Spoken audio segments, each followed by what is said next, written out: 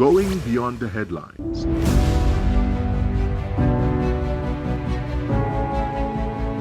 Asking the questions you want answered. Exploring government policies and how they impact you. We are delving deeper.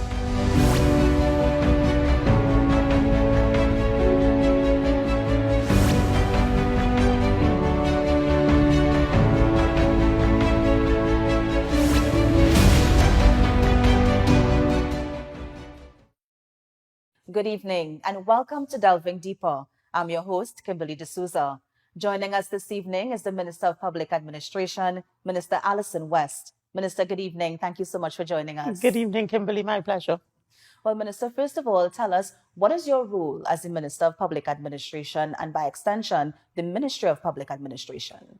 Public administration, the Ministry of Public Administration is responsible for the administration and management of the public service, which is encompasses quite a few things. So we are responsible for designing and implementing policies with respect to how the public service is managed, training of public servants, providing accommodation to public servants, public consulting management, which is essentially advising on how ministries and agencies should be structured and staffed, looking at the legislation that impacts the public service, managing human resources, and open government, which is ensuring that information in respect of government is made easily available to the public. And under the ministry, we have indirect control for the service commissions and the chief personnel officer. And as the minister in charge of this ministry, is it that you have a role where you oversee how each of these departments work? Correct. I am in charge of ensuring that things get done and that government policy in respect of these areas get implemented. Nice. Now, I know that the ministry is also responsible for the implementation of ICT. How does this work? Well, yes and no. The ministry in 2020 started out as the Ministry of Public Administration and Digital Transformation, which means that we had complete control over implementation of ICT projects. But that ministry, as you know, was split into two. So we now have a Ministry of Public Administration and a Ministry of Digital Transformation. So the Ministry of Digital Transformation is really responsible for ensuring the implementation of government digital projects.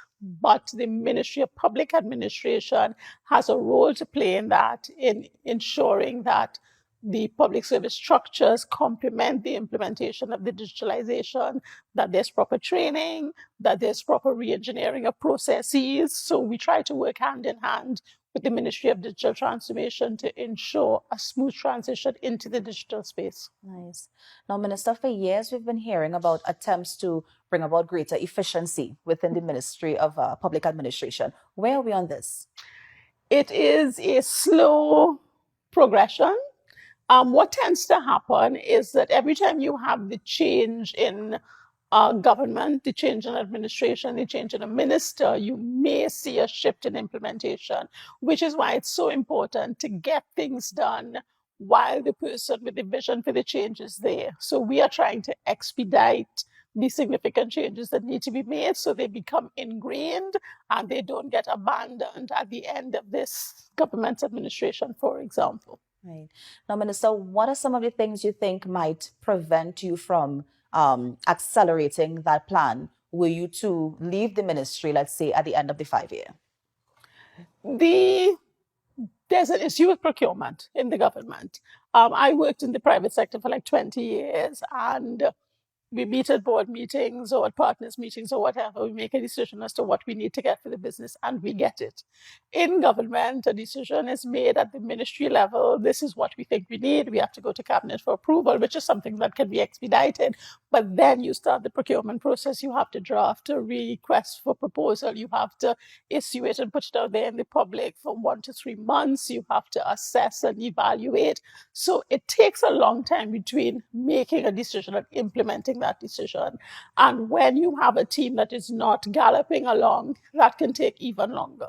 So I think that is the biggest challenge in government. So it is important to manage your projects properly to ensure that there is implementation. We're working with the current procurement legislation under the Central Tenders Board.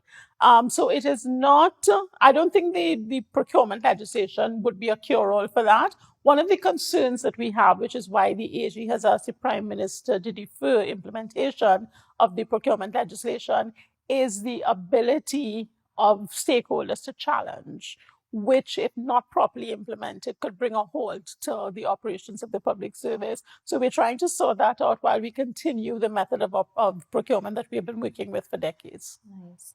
Now, you mentioned one of the challenges, of course, is procurement. What other challenges have you seen over the years? Well, we have a changing world, and we are not training and developing public servants to easily fit into that world. So you don't have an easy transition of staff when you have a new approach. So that, for example, we have digitalization going on. How many public servants are ready for that? How many are willing to embrace that? Because, of course, for example, there's a fear that with digitalization comes the risk of loss of jobs. So that those are things we have to manage while we prepare them for operating in the new world. Of course. And so, Minister, on the flip side, I know you would have seen some successes. Let's talk about that. Well, the various ministries and agencies have been making real progress in digitizing their processes, and we have seen some successes. We have, for example, the licensing office, which is issuing appointments by online, and people who have been using that system and going in says, I've taken 20 minutes when I actually get to the licensing office.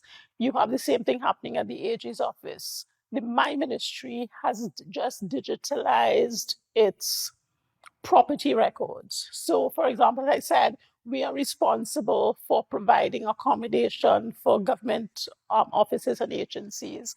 And up to very recently, we were doing that manually. And you know how managing, it's like close to 300 properties manually is, and those are rented properties.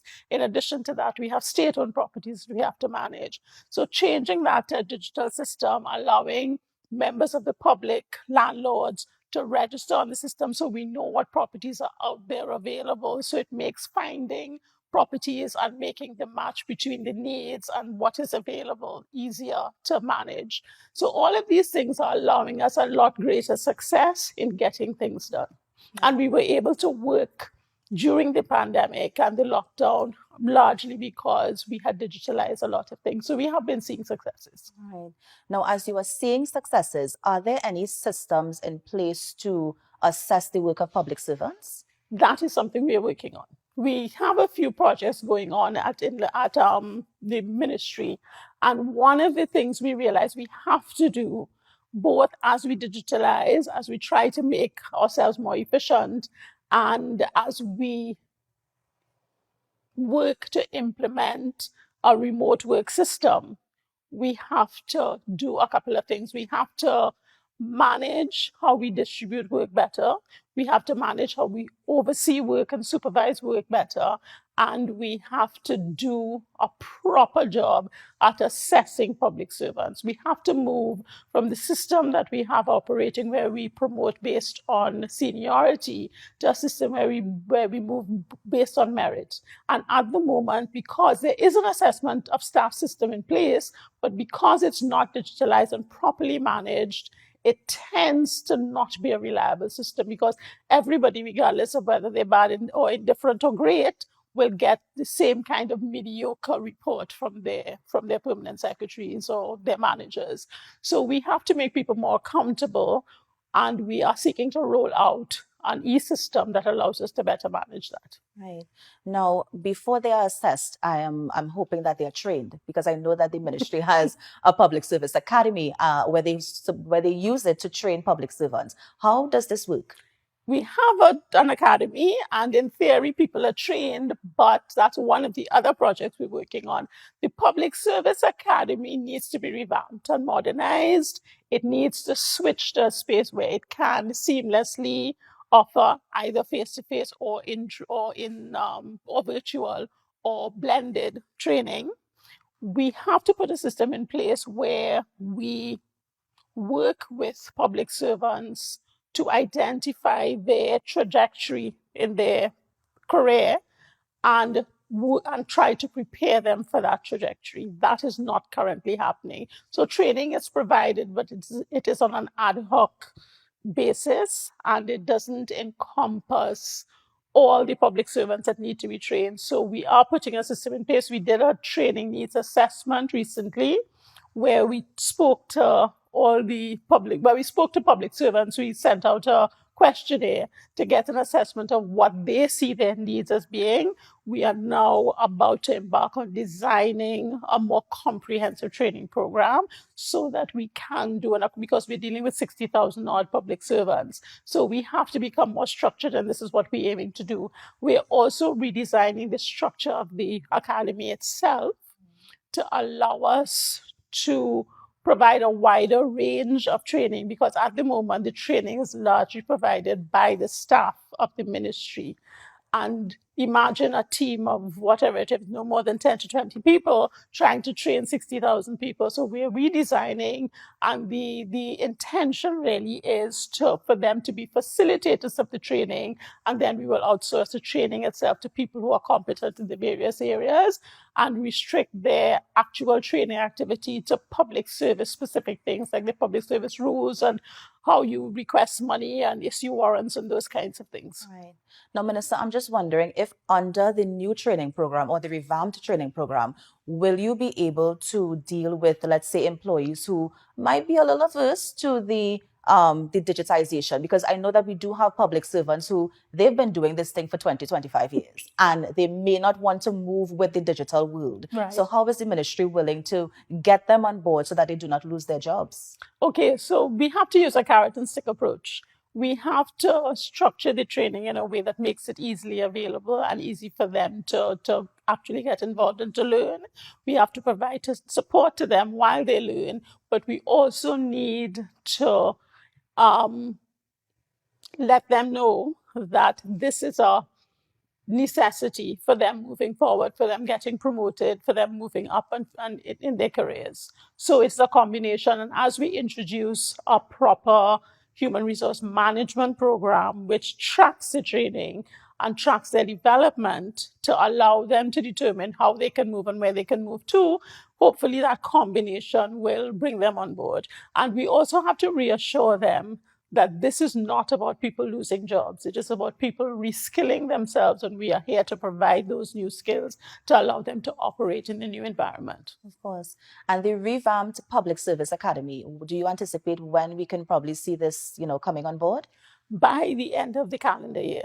Nice. Okay, so is it that the ministry has already targeted people to who they want to come in to train the public servants at this point? We are still redesigning how the model academy will be structured. Yes. And as soon as that exercise is done, then we will start having conversations with people who we want to bring on board for the training. All right. Now, Minister, work from home policy. Yes. This was a big topic when we were in the pandemic. Yes. Of course, public servants, they were home and then they came back out at 50%, and we had that hybrid approach that we were using. What is the latest update on this? The latest update is there's not an official work from home policy in place. People are essentially back out to work physically. But in the meantime, we are working with the Ministry of Planning to design a work from home policy that not only provides the rules regarding work from home, but provides a monitoring and an assessment system so that we can ensure that work from home is actually work from home and not a day off. How soon can we see at least something concrete that we're moving in the right direction? And maybe, is it at the end of the calendar year, maybe next year, we can see people working from home? That is my hope. Yes, we have a 3-month target for the end of the assessment and coming up with the new plan and rules. And once we get cabinet approval, we hope to roll that out right away. So no later than the end of the calendar year. Of course. Now, Minister, no system is perfect, and we are having some challenges, I would say, with the public service. How do we expect to roll out the work from home policy if we're still dealing with these issues at the public service level? But that is why as we develop the work from home policy, we are also seeking to roll out an electronic human resource management program. And that will work hand in hand because you are better able to manage your staff because you have the information easily available at your fingertips, both to the staff and to the supervisor. Minister, this is the second time you mentioned the human resource management program. Yes. Tell us about it.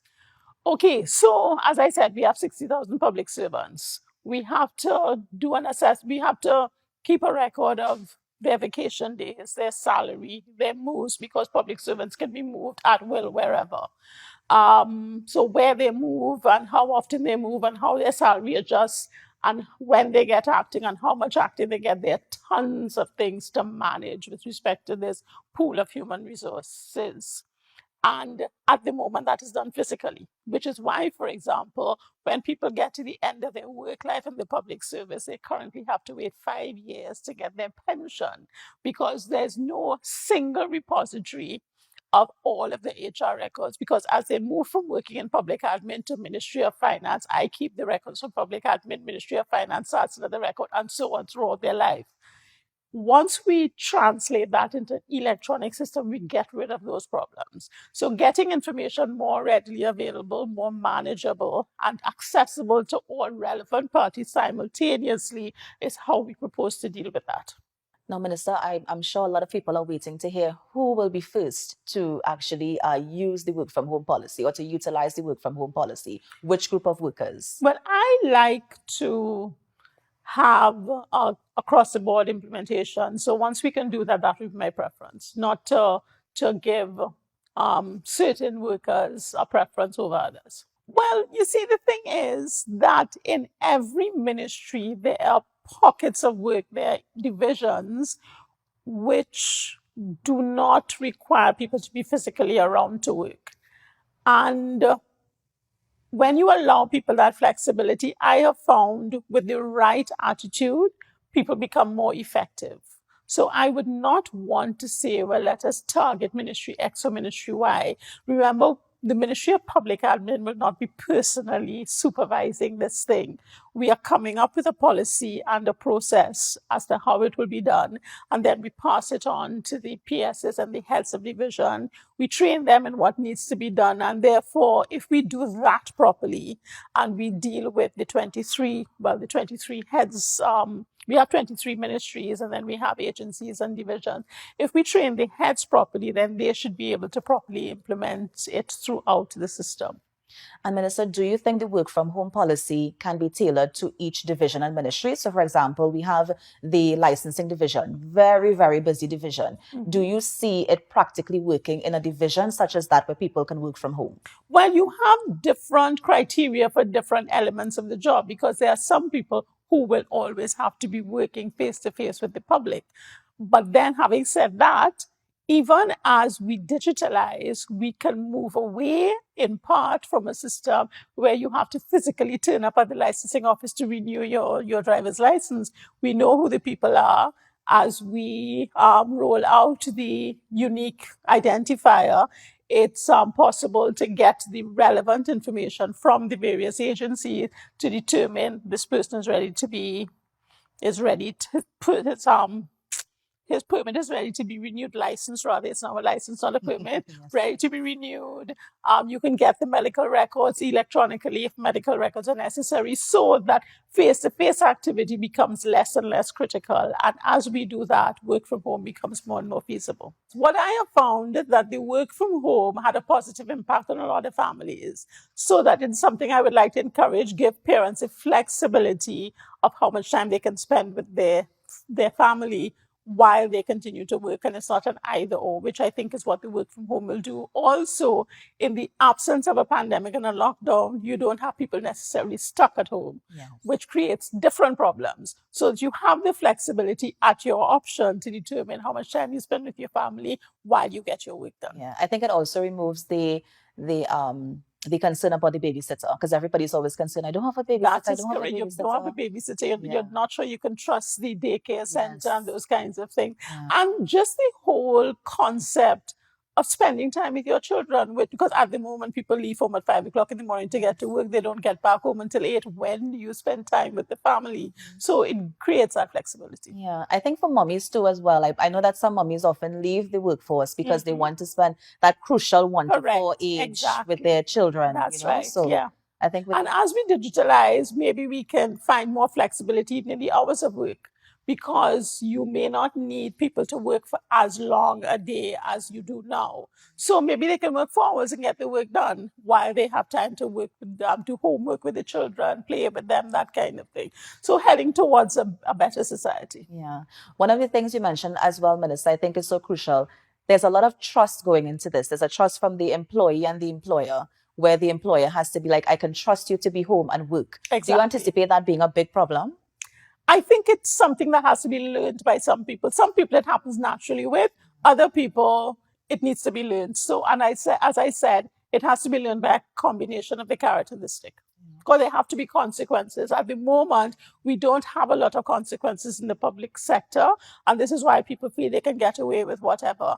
The EHRM system, which we are hoping to introduce, should allow us to better put accountability factors in place. Now, Minister, during the COVID-19 pandemic, the ministry would have had a lot to do with very few resources, because the public sector, of course, was operating at 50%. And a lot of industries, even the public sector, would have had to pivot and kind of change how they do certain things. What were some of the major hurdles, I would say, that the ministry had to overcome to ensure that everybody was, dealt with appropriately?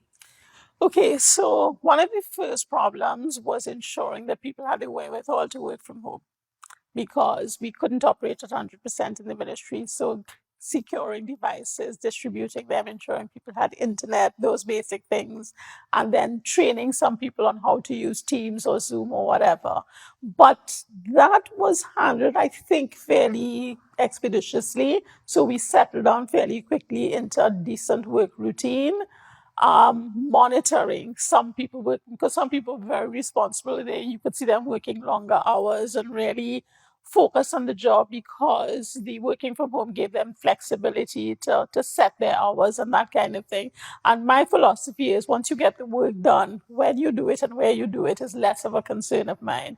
But some people, on the other hand, need the stick over them. They need the supervisor looking to say, okay, where's this file? Why are you taking so long? So that was a challenge. And that's one of the things we have to train public servants away from, to be able to manage their own work routine and get their stuff done without somebody looking over their shoulder. Of course. And then coming out of the pandemic, I mean, we would have had to advance in a space of 2 years. And maybe the public service may not have been ready for how quickly we had to use, digitalization. What are some of the lessons learned coming out of the pandemic now?